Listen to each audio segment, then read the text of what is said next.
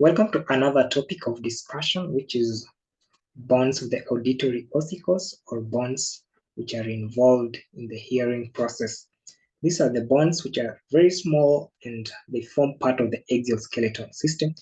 And as you can see from the background, we have the structure of the ear. They're moving down side to this level.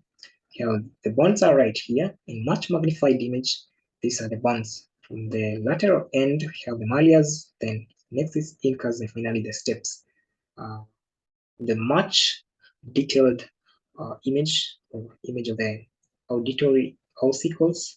We have the malleus at this lateral end with hammer-like structure. Then we have the head of the malleus, the handle. Then moving to the other bone, we have the incus, which is anvil-like structure with the body, short process, and a long process attaching to the stapes, which marks the more medial part of the auditory ossicles. The stapes also has some oval or window-like structures, and that is all. So let's get to the description.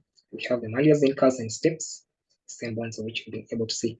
Auditory ossicles are tiny bones of the middle ear. They include malleus, incus, and stapes, which are together housed in the tympanic cavity of the temporal bone. Remember, when we were discussing the temporal bone, we were able to identify the exact location of which this auditory ossicles dominates. For the malleus, the lateral hammer-shaped bone and is the largest of the three ossicles and is connected to the tympanic membrane or eardrum. Articulates with the next ossicle, which is the incus. Incus is anvil-shaped, consists of body and two process. The body articulates with malleus, while the long process attaches to the last ossicles, which is the stapes. On the other hand, short process stabilizes incus to the posterior wall of the tympanic cavity by a fibrous tissue. Finally, the stapes is the smallest bone in the human body. It joins incus to the oval window of the inner ear. It is stirrup-shaped with a head, two limbs, and a base.